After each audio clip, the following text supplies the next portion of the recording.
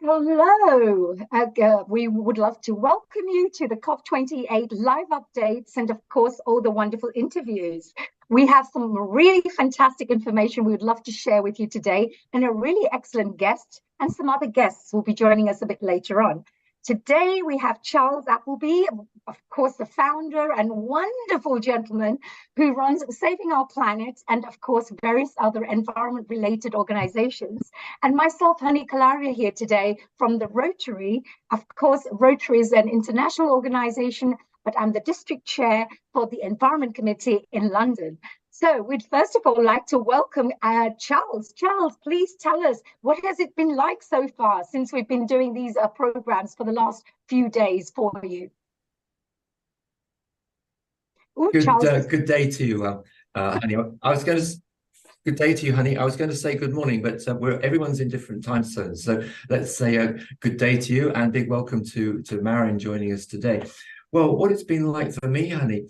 So as you know, for me, what is really, really important with this particular COP is that the world gets a commitment to achieving 1.5 degrees. Keeping it in reach is the phrase that the Sultan has used. Okay, so let's all think about what we've heard on the news, on our news channels, with the websites we've been visiting. So what do people think? Just wanted to do a quick little recap there, Charles, just for the last few days for our viewers out there, so you understand. And of course, hopefully you'll be tuning into the rest of the week as well to find out more about all these fantastic topics. So far we've been having guests ranging from all sorts, talking about legal policies and how we can bring environmental policies and legal frameworks in place to protect our planet. We also talked about how to bring education to the forefront. How do we get community members trained about the climate? And of course, we also talked about various things like how do we use PR and media platforms to bring out these wonderful messages to the world. So today, of course, we will have another topic we'll be discussing, and that's with Marin Shevnyat. Am I saying that right, dear Marin? Hi, thanks, Honey, thanks, Charles. Almost. It's a very pernicious French family name, so it's not easy to pronounce, right? But you almost had it. Please teach us. How do we say it? Shavuot? Shaveria. God, I'll have to do this one next time. I'll stick to the Marin for the time being. But Marin, I just wanted to say thank you so much for joining us here today. And Charles will be shortly joining and asking a few questions, of course. But Marin, I'd really like to find out a little bit about yourself. Just a quick little summary about what do you do and what is your work within the field of the environment? Yeah, sure. So my name is Marin Chaveria. I'm a French. I was a student and now I work with an NGO. It's called Citizens Climate Lobby. Basically, I'm the president of Citizens Climate Lobby France. Citizens Climate Lobby is a worldwide network of citizen lobbyists, and it's present in 50 countries. And yeah, I'm the president from CCL France. And basically, what we focus on the environmental theme is climate and more specifically carbon pricing. That's really good. Can you share the organization name again and maybe just share the website with us so that if people want to find out more about the work you do? Yeah, sure. It's called, in 3 words, Citizens Climate Lobby. Very nice. Citizens Climate Lobby. This is fantastic. And you said there's 50 countries that are joined and are part of these members of this particular organization. This is fantastic. Really great work. Charles, do you have some questions that you'd like to ask? Because I know you're raring to go there. Yeah, so the Citizens Climate Lobby, I'm familiar with your organization. Just give us an overview, please, Marin, about how it's going. This idea of the climate income for everyone. I mean, as I understand it, with the Citizens Climate Lobby approach, everyone in the whole country would get an income depending upon their fuel fuel usage. Can you tell us a bit about how this is actually working somewhere, please? Sure, with pleasure. So the basic idea behind what we ask for when we lobby, when we do citizen lobby is, as you said, climate income. So there is two parts of it. There is the carbon price and the climate income. Carbon price is basically an economic measure. It's supposed to raise the price with a carbon tax, to raise the price of fossil fuels progressively year after year. And almost all the economists and a lot of experts, there is a huge consensus that carbon pricing is needed for climate mitigation and to reach the Paris Agreement. It's in the latest IPCC report. It says carbon pricing is effective and carbon pricing is needed to reach the Paris Agreement. So basically, there is no question on this one. And the second aspect of what we advocate for is climate income. So let's say once the government has put a price on carbon to reduce emissions, the problem is it raises the price of fossil fuels. And then everyday people, when they have to fill up their tanks and when they have to heat their homes, it becomes progressively more expensive. So the easy solution to this is the government just giving back the money to the people. It's very simple to operate, and it even gives more money because they are the ones who consume the less fossil fuel. So basically, it's a transparent and equitable climate policy, very easy to implement. Right. And can I ask a question there, please, Marin? You mentioned this is fantastic because, of course, we would be perhaps, let's say it's like a tax, right? So the more people who use the actual carbon tax, it's like a carbon tax. But what I'd like to know is, do you feel that even though we're trying to mitigate and we're giving the income back to the people and the communities, how is it actually going to help our planet? Because would it not be that we need to completely try to mitigate some of these areas are very, very serious? Because we are in 100 years, we have destroyed the planet in such a way, all the resources are being just dried out, from our Mother Earth. How do we replenish and how do we nourish and how do we keep up with this? Because although we're trying to stop and just give the money back to the communities, we have to still think about Mother Earth. How do you think this could help? Thanks for this question, honey. You really pinpointed the important thing. So the carbon tax is a tax. So it's supposed to raise money, but before all, it's a tax on carbon emissions. So there is an economic incentive not to have carbon emissions. And basically how it works is it gives the upper hand to companies and behaviors and decisions that are low carbon and green. So the environment and we pollute the climate because it is free to pollute. And when there is a company who is trying to make some effort not to pollute, most of the time it's more expensive for them. Yes. Okay, so I've got a question, if I may. So Marin, yeah, sure. So Mary, you've given a very, very clear explanation about the two components, the carbon pricing, which is needed in order to reduce consumption, and secondly, the carbon income, which gives a real benefit to people who are low users of fossil fuels, because they'll actually make more money, they'll make more money out of this. Okay, so it sounds really good. So would you like to give us an example, please, of a country which has implemented this, where it's working? Can you tell us a bit about somewhere where it's actually working? Yeah, sure. So it's actually implemented in Canada. Okay. Since 2019. It's also implemented in Switzerland. There is half of the revenues which is given back to the people. And it's in place in Austria, a European country, since last year. And Germany, the German government is looking to implement it as well. Okay, so tell us a bit, please, about, you come from Switzerland. So tell us a bit about how it's working in Switzerland, because this is, I think a lot of people in Europe would be interested in this. Tell us a bit about how it's happening actually in Switzerland, please. Yeah, right. So in Switzerland, there is a carbon fee which is applied on fossil fuels. This is the carbon pricing part. And then there is around half of the revenues which are given back to the households. And there is about 1/3 of the revenues which are given back to companies. And there is the rest which is used in green investments or things like this. So in Switzerland, it's not 100% of the revenues, it's just half which is given back.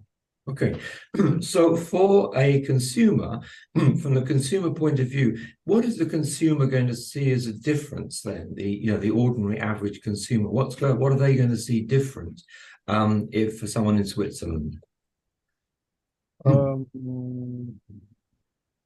Different from, sorry, I don't really get No, but so basically, how much money for someone in Switzerland who's an average fossil fuel user, are they going to get some income back from this system? Or yeah? Yeah, right. It's about, I think in Switzerland, it's around €100 per person per year, which is low. But it is technically, it is what is paid with the carbon fee. So if the climate income is low, it is because you received you paid a low carbon fee. And basically there is the carbon pricing, which is, I don't have the word in English. Okay. Maybe the word is it progressive? Spanish. Say it in Spanish so everybody else understands it. Once we speak in Spanish. Do you mean the carbon tax is progressive, that it increases each year? Is the idea that the carbon tax will increase as a percentage each year? Yeah, the carbon tax progressively increase each year. Yeah. Perfect. Yeah. Okay. Okay. So in 5 or 10 years' time, is the aim that instead of an income of about €100 a year, is the idea that people will have a much higher income than that, or stay the same? That's a good question. There is two things to consider when we look forward to the future. First, the income is supposed to raise because as the carbon pricing goes up, there is more and more income, so you can the climate income raise also. But as the carbon pricing goes up, the emissions go down because the price is going up and people and companies are moving away from fossil fuels. So basically, the US did some projections on what will happen. So at the beginning, the climate income is low because the carbon price is low. Then in 2040, the climate income is high, it's very high, it's at the top because the price is high and the emissions are still not zero. And at 2050, the emissions are supposed to be at zero. The carbon price is very high, but the emissions are supposed to be very low. So the climate income goes down again. So it goes like, a bell curve. Okay. So, Marin, Sorry, we've just lost Charles there. So Marin, as Charles comes back from the technical side, you mentioned about the 50 countries that are on board, and you must have many members who are, of course, joined your citizens' climate lobby. What are the kind of things that you normally lobby about, and what are the kind of the most pressing discussions that are going on within your group and within your organization? So environment, of course. So it's called we do meet our government representative to ask for a policy. Basically, in the NGO, we are focused on climate, and since we can only advocate for one policy at a time, it's a choice to be focused on just one policy at a time. It's already a big piece of work, just one. So, and we decided to choose what we consider to be the most effective policy, which is carbon pricing with climate income. So as far as I know, in most, if not all of the 50 countries we are in, we advocate all for carbon pricing and climate income. Some countries may advocate for one or two more things, but I'm not 100% sure. You know, I'm just the part of CCL France, so I'm very up to date about anything in France. Yes, that's really lovely to even find out more about what France is doing, because it's part of this. But you're saying this is a particular area which is the most is a pressing issue. Now, when we look at the plan, what made you want to get involved? Because you're a part of the environment organization. What is it in yourself as a person? Why do you think community members around the world should be also considering getting involved in environment-related issues, supporting or taking action, or even running organizations which would support our planet? What made you want to get involved in the environment area? I think in the first place, I have a master degree in ecology and environmental science. So I was not involved, it was not activism, but it was the thing I studied. So I was really sensitive about this. I learned about all the things that were problematic at the time, like climate change and the biodiversity crisis and all this. And I was just thinking, like, this is a problem to solve. It's going to impact a lot of people. It's going to impact people in an unfair way, even. Like, people coming from the global south are going to be more impacted than people from the global north. And, you know, I just saw a problem and I was thinking, oh, maybe we should try things again. And I just went in. Like a lot of people, I think. No, that is really nice, because I just wanted to, perhaps whilst we're talking about this, share this with our audiences out there, because it really requires every single person to come on board, to take a little action. If we all come together collectively and unite to make these changes, then we can have an impact very quickly. It's just we really need to perhaps persuade, encourage, inspire, and educate other members of the world, of our societies, of different communities, why this is so important, what is actually going to happen if we don't take action, and also, you know, how their action is creating the impact and helping towards the good cause. So yeah, I just wanted to highlight that. So if you're listening right now, please do keep sharing this information across with your wonderful, I would say, friends, families, contacts, members, etc., because it's a very, very crucial area, and we only have one planet, which we cannot replace. So please, Charles, did you have any particular questions you'd like to cover? I think just on that theme, Marion, I think it'd be very helpful if you could please put in the chat and send to Honey details of your organization and any information about the more information about Citizens Climate Lobby and climate income. And what's your message? So what do you, if people are in France, what do you want people to do?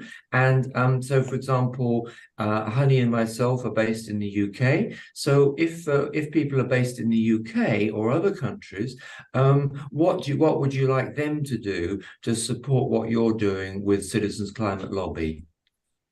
All right, thanks, Charles. So just before answering your question, I just wanted to share one piece of information that could be really fun for all Rotary members. In fact, the founder of Citizens Climate Lobby, the NGO I am part of, was a Rotary member.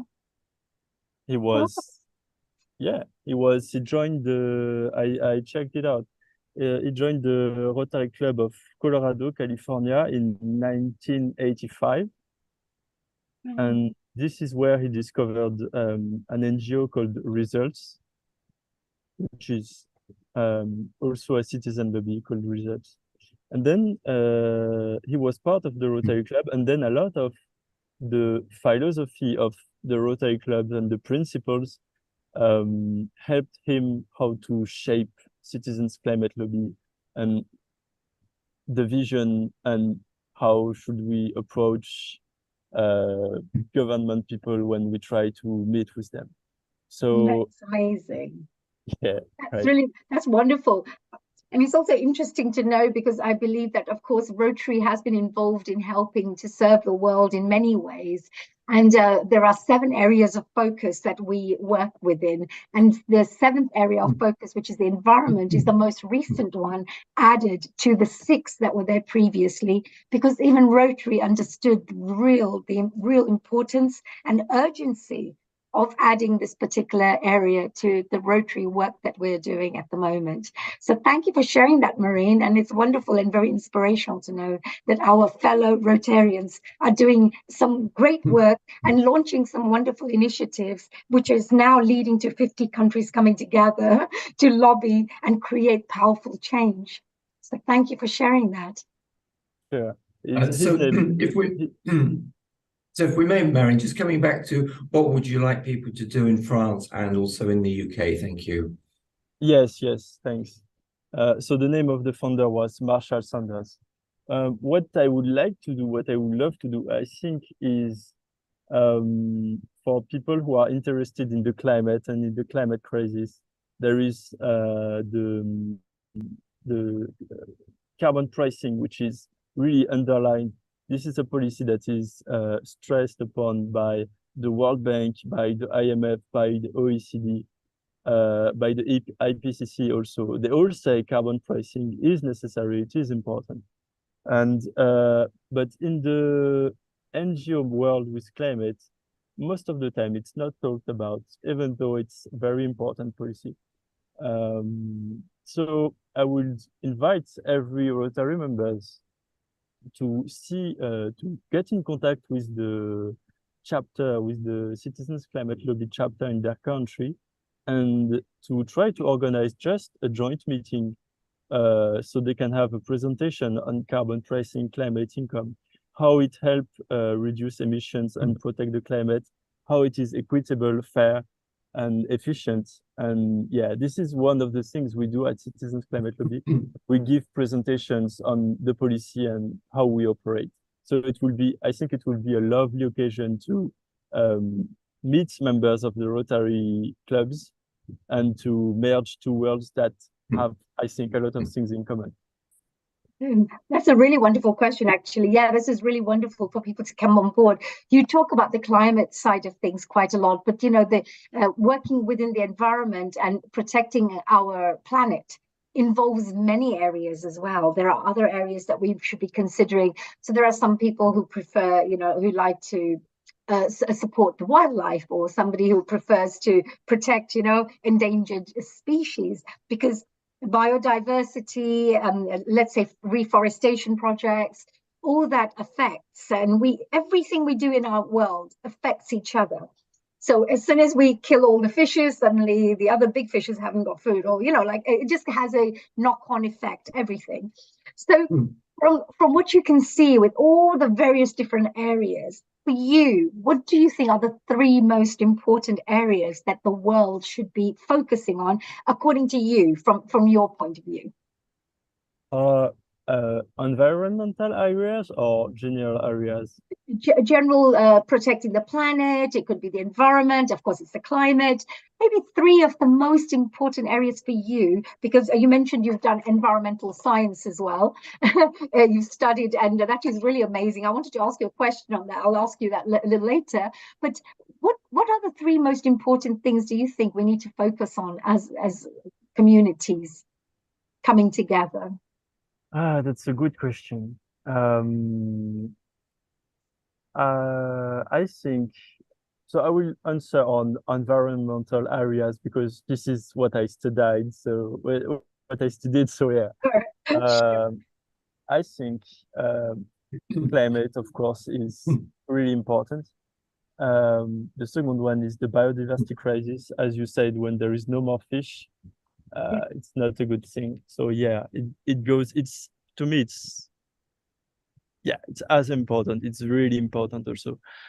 And the third one on the environment,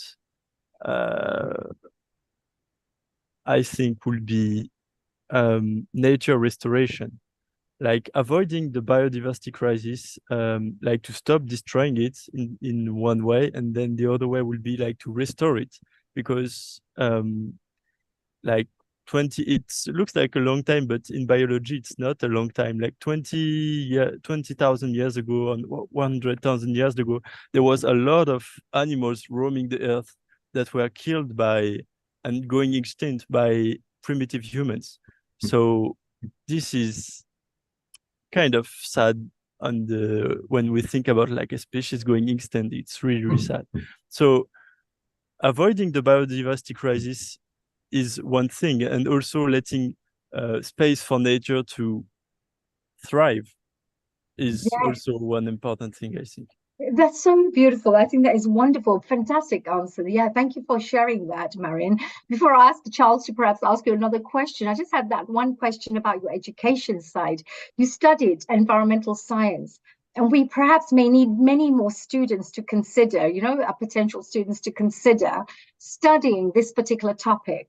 Because the more people and officials and officers come on board who are on higher, I would say, positions and working in various roles in different companies, it would be really, really helpful to have them educated and knowledgeable in this field, because they make better decisions. They'll be able to educate others in a better way. So why would you say, first of all, what is really important about studying environmental science? And why do you think other people, students out there, should consider studying that particular topic and subject? I would say you should study what you love first and all. Like, if I went into environmental science because this is what I had an interest in, so I just followed this interest. I think this, like, as a general advice, go and study what you love. But I think what is really, really important, and especially for environmental science, because there is environmental problems now, is to try and communicate, as you said, to try and communicate to politicians, to the civil society, to all the members of society, because most, at least in France, but most of the scientists, they don't really communicate. Like, they are working on the computers, they are inside their, a little bit inside their world, and they have a hard time communicating the results to the general public. There is some scientists who are doing a great job in France at communicating. I think about Valérie Masson-Delmotte and others, climate scientists. And this is really important for scientists to take the mic and to know how to communicate things simply and clearly. That is really nice. So to just summarize that bit just for our audiences, perhaps, for them to consider, even if they're lawyers, they could consider perhaps specializing in environment law, or we could have, let's say, police, like the legal platforms, like police, seeing people throwing litter and saying, okay, why you shouldn't be throwing litter around, and keeping your even your communities clean, for example. Again, that's environment related. And we can have the rivers and people working in the boats and things like that. That you don't have to have somebody who just has to work on an environmental position, but we're talking about every single profession in the world could have the environment connected to them, like teachers teaching students about the environment. So if they are a little bit more educated in this field, there will be a lot more society, because they're the ones who are passing on the knowledge to wider communities. So this is really, really great. Thank you so much. What a wonderful answer you have shared with us. And I love the bit about do what you love doing. And also, if you are an environment lover, a Mother Earth lover, a spiritual person who enjoys protecting the earth, again, these could be some of the subjects you should consider. that you'll be able to find out more about the area of interest for you. So, Charles, what are some questions that you may have for Marin, and also how can we interrogate him further? Okay, so thank you, Marin. You've given some really wonderful, inspiring answers here, which I'm sure people will really appreciate. What I'd just like to ask you, we're on day 5 of COP now. So a really, really important issue for me, my top issue is really how to actually cut the use of fossil fuels. Now, what we've had so far, we've had some announcements that have been quite positive, but what's the discussion there, and what's the feeling there, Marin, about really on this central issue of cutting fossil fuels? What's the discussion there about what is actually happening? What are you seeing happening on the ground in terms of that discussion?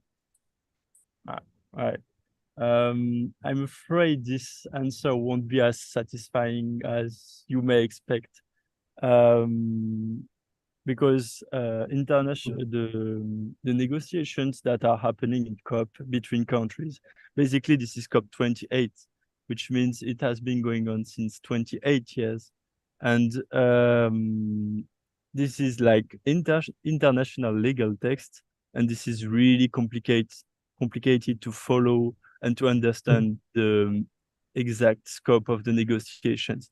There is some synthesis out there, but there is the director of Citizens Climate International, Joseph Robertson.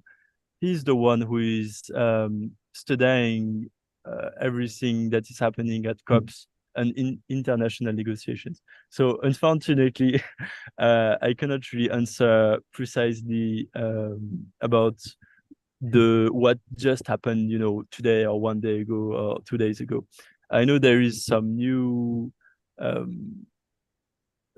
treaties, some new initiatives that are taking place, but I guess to have like a good, short, interesting synthesis of what's happening, we will have to wait for Joseph Robertson to publish his synthesis in a few days. Okay, well, not everything is good news. Not everything's good news, Marin. We have to be realistic, yeah? So for me, this is really what I expected, that because not enough is happening, we still have another 7 or 8 days of COP left. And for me, it's so important that everyone who's interested in the subject makes their representations through their influences to the politicians to say, look, not enough is happening. I mean, it's very simple. We need 1.5 degrees to be kept within reach. This is the objective that the Sultan has given, the head of COP has given this objective. And so, as a citizen, my question to them and to everyone is to say, look, what are you doing about it? What's happening about it? And what I see, what you've told us, what I see from the press is that just not enough is happening. We really need to see numbers of emissions, the use of oil, gas, and coal to be cut. We need to see a 5%, 10% cut over a period of years by all coal producers, all countries of users of this. This is so. Honey, what's your impression from the visitors we've had, the guests we've had so far? What's your impression about what's happening and what needs to be done about it? What's the discussion in Rotary about this? Well, first of all, COP28 is one of the most important kinds of events that we should be holding, and we should be holding many more of these conferences around the world, I believe, because there needs to be more dialogue, there needs to be more communication, there needs to be more collaboration. There also needs to be more education, because the more the media covers stories about the environment, the more, of course, the society and the regular audience members and regular communities can find out more about what's really going on out there within the climate. We all live in our own little worlds. So everybody has your 9-to-5 jobs, you come home, there's so much going on in our own families. You don't really have time to think about the world. You've got time to, you want to put food on the table for your kids. you want to work, you want to maybe get promoted in your career, whatever it is that your own goals are. There isn't much time to think about, oh, do I have time to think about all these Mother Earth things and protecting the planet? I'm not going to be here in the next 10, 50 years or so, whatever the thoughts are. But I think events like COP28 brings to attention the fact that each one of us are actually responsible for looking after our Mother Earth, because it's the only planet we have, as I mentioned. And if we don't take action collectively, and only a tiny percentage, I mean, think about it, we are going to be over 8 billion people in the world, coming up to 9 billion in 2050, I believe. And can you imagine? More in 2050, the way things are going, yes. So think about this. Think about the amount of resources we will require from our Mother Earth, how much we'll be extracting out, and how much our greed is, just to want more, when we could reuse, recycle, think about using maybe a little bit more expensive things, but being able to protect the planet. So I feel this COP28 is a very, very important platform for speakers like Marine to come on board, other wonderful people who are doing work in the industry, to be able to perhaps amplify their messages to the world. That's what my thoughts are on the COP28. Okay, honey, that's just so amazing. It made me think that yesterday I was speaking to a very wonderful person, a very spiritual person, and I was trying to persuade them to come and join us to speak. Okay, now they've got to speak to their management, etc., and I'm going to follow up with them.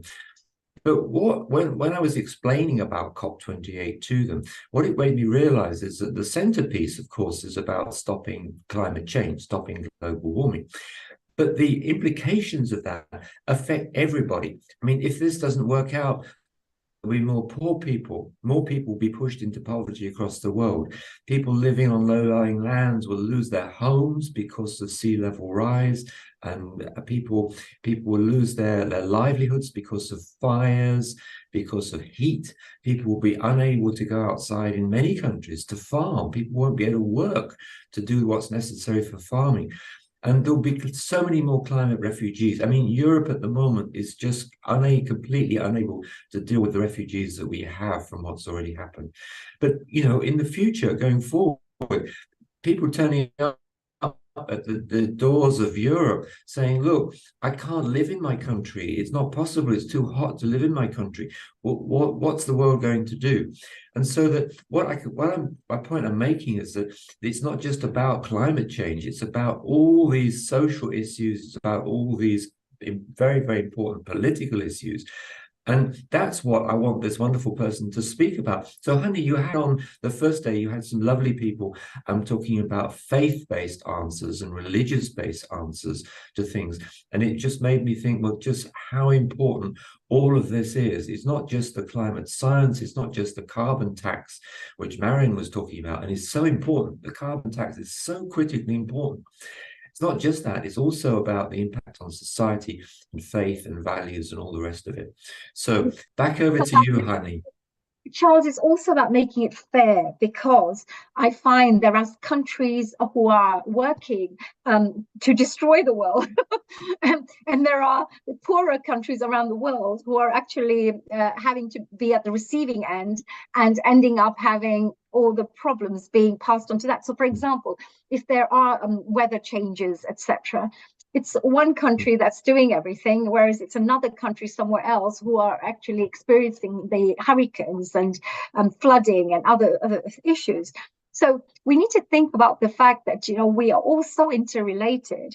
And all those people who are, we're talking about the taxes and the climate taxes, and I don't know what Marine thinks about this one, because here we are. I really admire Canada, Switzerland, Australia, Germany, who are going to be perhaps coming on board very soon, that Marine talked about, that they've at least taken the steps forward to become the ones initiating the ideas and implementing the action. But how do we start encouraging other countries who are actually I would say having the negative impact on other parts of the world, are creating the negative impact in other parts of the world? How do we share these messages with them? How do we educate them? And how do we encourage change in them? What do you think, Maureen? Oh, sorry, you're on mute. Yeah, sorry, it was me. That's a good question. First of all, I would just like to precise that Canada, Austria, Switzerland, and maybe Germany are the countries who implemented climate income, which is the second part of the policy where you give back the money to the people. In fact, carbon pricing is already in place in more than 70 countries in the world, so about 1/3. So it's already a common policy. It's growing year after year. More and more countries are implementing a carbon price to reduce the use of fossil fuels and to mitigate climate change. So it doesn't have a tremendous impact on the world. So already a lot of countries are implementing this solution for climate change.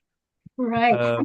But I also think sometimes, Maureen, that, like, for example, we have mining industries out there, who are working within the fields of fossil fuels, let's say. And you have various different industries. Now we've got all these jobs, thousands and thousands of jobs that are out there. We have to balance everything, don't we? I mean, I would, of course, like to be pro-environment and protect the planet and things like that. But this is just to be fair on some of the difficult questions and difficult decisions that policymakers and leaders have to come to. It's like, oh, we may have to lose the 50,000 jobs here to stop this particular work. We need to retrain, re-educate all these people because they've been working in this for the last 20 years. So we need to, I'm saying that there are many, many issues in society, and this is why it's important for us to come together collectively to help each other, because these extra challenges will come up while we're trying to help to protect the planet, but we all need to be open to finding solutions on helping all the different areas that are connected to it. I just thought I'd bring that. Yes. Yeah. So, Honey, I'd like to come in here, but just on the carbon pricing thing that that Marin mentioned, I'd like to come back to you in a minute if you'd like to possibly talk about the EU Carbon Border Adjustment Mechanism, CBAM, if you'd like to talk about that, because that's very, very important to a lot of the world. But first of all, Honey, let me just come back to you on this question that you've raised, this critically important question of fairness. So, I mean, for me, it's so important. So for me, you raised the question of jobs. Now, for me, there's going to be, if we go ahead with the greening of the world that we talk about, there will be so many jobs to make all the changes needed. But in terms of actually doing that, this question of fairness that you raise, for me, it's a question of oneness, right? It's oneness. Are we one world? Are we one people? Differentiated by country and all sorts of these other religion and all sorts of these other things? Are we one world working together, or are we a world of me, vested interests and greed? Because one person's greed is another person's poverty. And I think it's so important that we work together. So for me, one of my really top priorities for this COP, and the Sultan mentioned it in his introduction, his written introduction he did, is change of paradigms. But what are we seeing happening here? I'm not so sure so far we're seeing much happening, but it's this question of oneness. What are people willing to give in terms of negotiation? Are we just about greed, having everyone having things for themselves, me, or are we really about sharing the world, being fair to those people at the moment who are very disadvantaged and who are going to be much, much more disadvantaged? So, Honey, in terms of, this is a big question for Rotary and your values across all of your 7 value chains. So how do you see, Honey, how do you see what's happening here at COP28 on climate? How do you see this impacting your other amazing 6 value chains that you have, Honey? Yeah, that's a really great question. Thank you, Charles. I think that having platforms like this COP28 allows people to network. You see, without communication, networking, making new contacts, we cannot expand what we are trying to do. So if you're looking to work on a project, which, for example, an example we would give is women in some of the villages. So there was an example where they would cut wood the trees and bring the wood, because they have to cook food for the children. I mean, now what we have done is we've donated little stoves. These are solar stoves, little baby stoves, which are heated, and I would say brings in the energy from the solar system. And what it does is it heats up and cooks the food. So now the mothers do not have to go out there cutting wood to try to feed their children. So Rotary comes on board. It's not about just helping the environment, but they have various other areas that are also benefiting. So here women would be benefiting, and villages will be benefiting, and also the environment would also benefit. So we find ways of how do we maximize on the impact on all the different areas, all the 7 areas. And tomorrow I'll be sharing a little bit more about the 7 areas of focus, so that if there were other people who are looking to add the environment in their particular work, such as poverty elimination, or the other project is, of course, the Eden Reforestation Project. And Charles, you know that particular project very well. It's not just about planting trees there and reforesting. It's about providing work to the local indigenous community members, so they can be paid for the work of looking after the trees, planting the trees, looking after them. It takes about 15 years for these trees to grow into mature trees. So you can give work to local communities, which then allows their children to have education. And you see that again, it's all connecting to each other. It's not just about protecting the environment. So Rotary works on areas where we help many of the facets of the community in one go.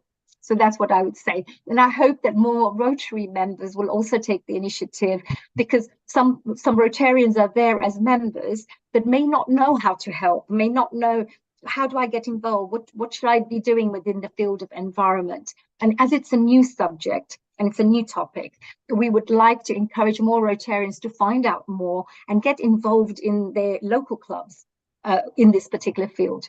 So Charles, that's brilliant. Actually, we're coming down to the last 10 minutes of our program. So Charles and Maureen, perhaps we can share some of our final thoughts and final messages with our audiences. Maureen, is there anything in particular you would like to share, without us asking you a question, perhaps anything that you feel you have a burning desire to share with the world? Yes, thanks. I would like to I don't have the word in English. I would like to add on what you've just said about COP28. As you said, it is also an occasion to network and to meet people.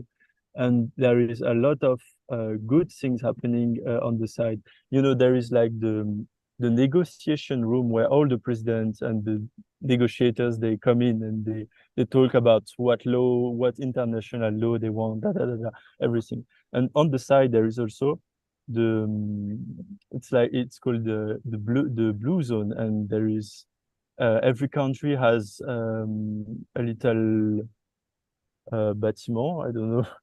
Every country has it's a booth. A little pavilion, a little region, pavilion, exactly.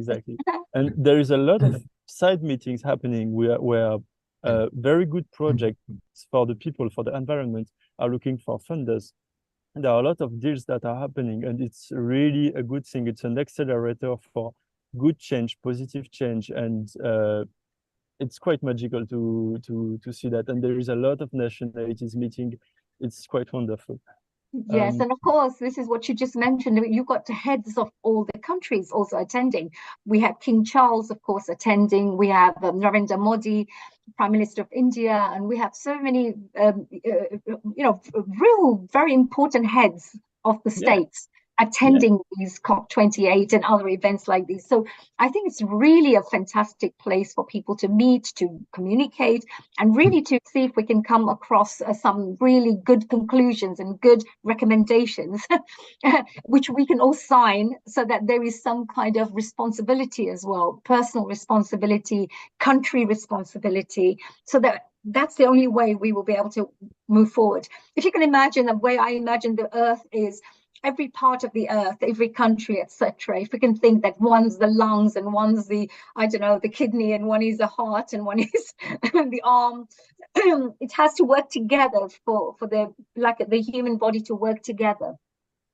In the same way, if we can see Mother Earth also being looked after this way, then it will work together. So that's my message to all the countries out there that do come on board and join forces and be part of this movement, because we only have one Earth, as my message would always be. And so Charles, yes.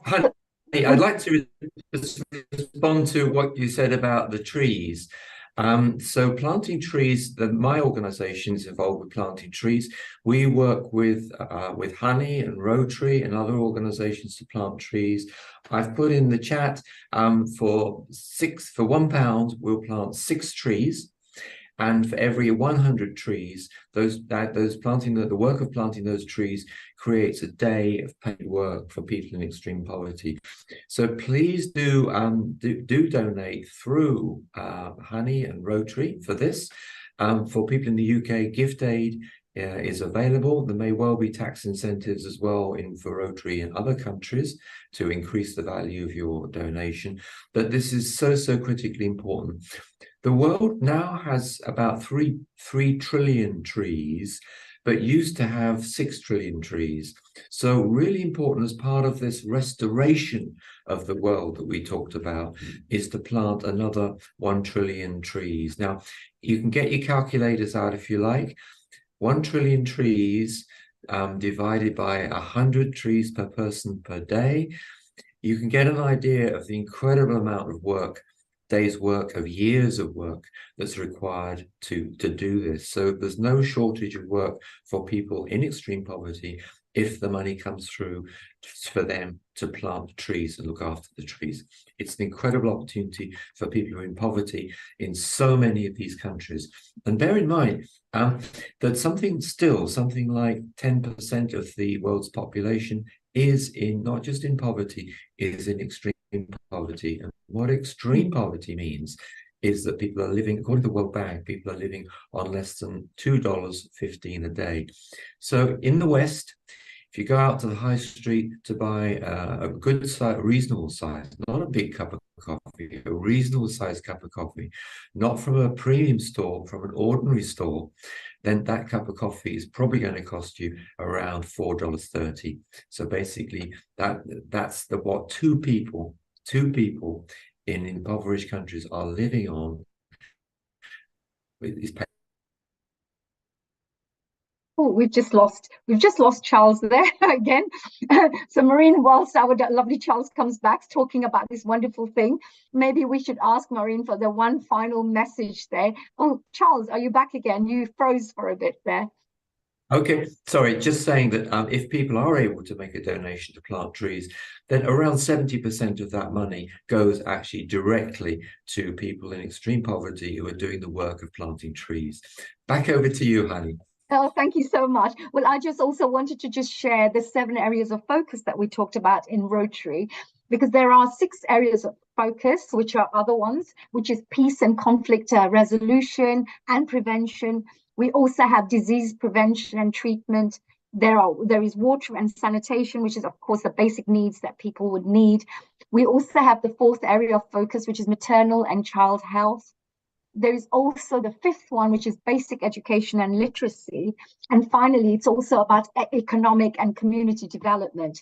And the 7th area of focus is the environment, of course. So what I'd like to just share with everyone is, when you come and support some of these projects, really, it's all the other areas are also being touched upon and also supported. And I think this is really great. We have double impact or triple impact, or sometimes even quadruple impact in different areas of what we are trying to do in this world.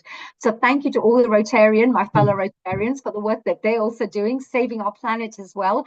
to have organizations and charities like Saving Our Planet, who are really out there, leaders in the field, trying to create a maximum change. And people like Marine, who are really, really important. There are little gems in our society who are really working hard to bring these important issues to the forefront. So, Marine, any final message to the audience now while we have our last 2-3 minutes? Oh, sorry, you're on mute. Can you tell us a little bit about what would there be a message about? Actually, before we say that, what does COP28 stand for? Because there are people out there who don't even know what COP28 is and the Paris Agreement is. Can you just share with the audience a little bit about what COP28 is, how it came about, and what is the Paris Agreement, please? Sure. COP20 stands for Convention of Parties. Parties is just another name for countries. There is like 197 countries joining at the COP. And basically, this is happening every year. And COP28 means it's the 88th COP. And this is organized by the United Nations. And basically, they are saying climate change is a big problem. It's going to impact the poor people. It's going to impact agriculture. It's going to impact coastal cities. It's going to impact the people who live near deserts. It's going to impact all of the world. And the United Nations says we have to do something about this. So every country in the world agreed to meet every year to talk about this issue and to try and find solutions. Fantastic. Thank you so much. What a lovely way to explain that. Thank you so much for that. And what is the Paris Agreement? Yeah, the Paris Agreement was so every year when they meet, all the countries meet, they try to end up with agreements and international laws on what to do. And basically, the Paris Agreement was agreed upon on COP21, COP21, yes. And basically, it's the first time there is a precise target inside the document. And the target is 1.5 degree for the whole world. And scientists have already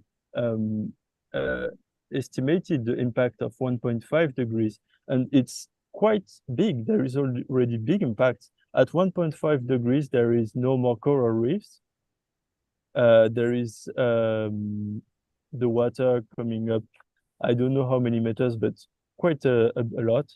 I think it was 26 feet up it would, if we start melting this way, if the glaciers melt in this way. Yeah, exactly. So 1.5 is the objective, but there is already quite some impacts at 1.5. And today we are not on the trajectory to 1.5, we are more on like between 3 and 4. So there is a lot of efforts to do to protect like a correct livelihood for humankind. That is brilliant. That is really important, actually. My final, message from my side before I ask Charles to also share his is the fact that it breaks my heart to see these beautiful polar bears and lovely animals, wildlife, who do not have their own habitat where they used to live. For example, all the glaciers are melting, and they are struggling to find places where they could live, where they can breed, they can have, where the cubs can play. So there are, it's this a whole family of the polar bears, for example, do not have a home anymore because all the glaciers are just melting. And they're struggling to find places. I also noticed that walruses and seals and, animals within the oceans, as they go out there looking for places to stay, they've got like little pieces of ice now, like a little island of ice where they all jump in to try to live somewhere because there's not enough space for them. And the other final thing I would like to say is with all the trees being cut down, all the new villages, all being rebuilt, let's say, all cities and communities being built whilst all the nature is being removed. All these lovely habitats like monkeys and little wildlife and squirrels and foxes and all sorts of things, like simple things that we talk about, they're all coming out into the living with communities and getting killed and fighting and trying to look for food because it's survival now. We have to think about what is happening in the world if you can really have the compassion. So I think each one of us needs to also build our own compassion within us to think about others and other beings in the world. That's my message to the world today. So with that, Charles, I would like to, of course, close. Is there any final points that you would like to share with the audience? Thank you, Hani. Yeah, just to summarize the discussion today, first of all, I think you've made a really important point that it's not just marginalized people who are losing their homes and livelihoods because of climate. It's also animals, birds. They're losing their habitat, their homes, their livelihoods in the way that you've discussed. And their only representation at COP28 is through voices like ourselves and others. So this is so critically important. In terms of today, just to summarize, I think we need to summarize. First of all, I think we need to say that I'm very concerned about the lack of progress towards the central goal, which is keeping 1.5 degrees within reach. Marion has just given us some figures, some frightening figures, that we're on track for between 3 and 3.4 degrees of global warming, which is massively destructive. I mean, this is just unbelievable. We have to make progress on this. So in terms of what Marion talked about, he talked about first of all, talked about carbon pricing. This is such an obvious thing, to push up the price of coal, gas and oil so that it costs more. So people move to look to other things. They look to alternative ways of doing things. It's just the same way as if your favorite item in the supermarket goes up crazily in price, which it has done in the UK over the last few months. You look for an alternative and you accept the alternative, which is lower cost instead.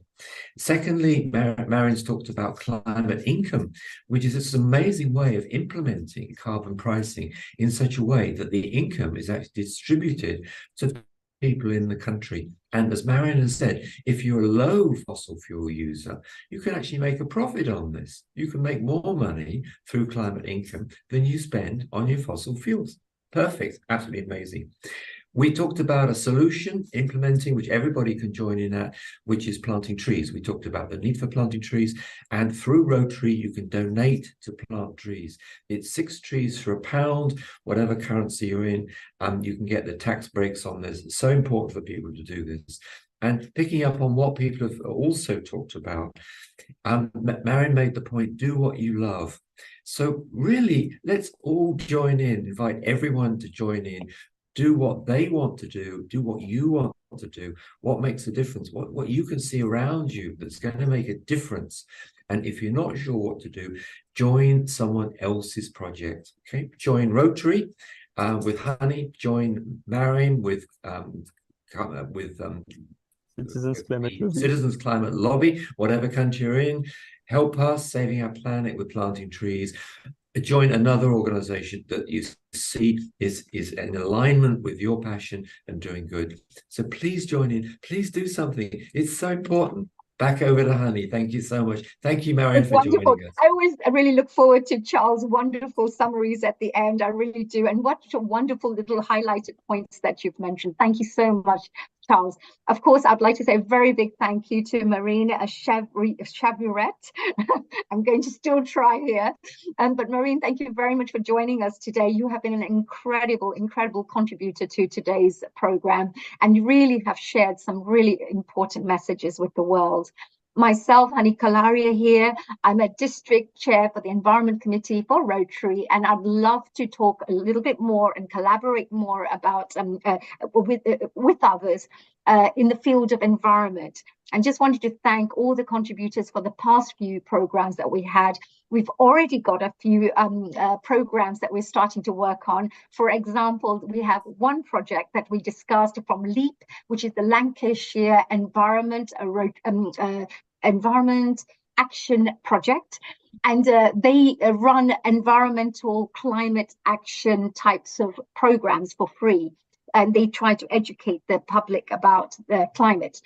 So we're looking to perhaps collaborate with the organization as a Rotary. Rotary has 1.4 million members. So perhaps we could start off by bringing this training program to our Rotarians. But if you're an organization out there who is looking to perhaps bring this information across to your organization, do contact us and we will put you in touch with such organizations. This particular program has been brought to you by Saving Our Planet and Rotary, of course, and it's been supported by Healing Our Earth, International Association of Human Values, and No CO2 as well. So thank you for that. So for today, we are going to bid you goodbye and thank you for joining us today. Do join us at the same time, at the same place tomorrow, 12 to 1 UK time, 4 to 5 Dubai time. And tomorrow we will, I'm sure, have Stefan on board, who's also part of Saving Our Earth, giving us an insight into what COP28 is doing right now. And we're going to get a sneak preview in the actual COP28 events.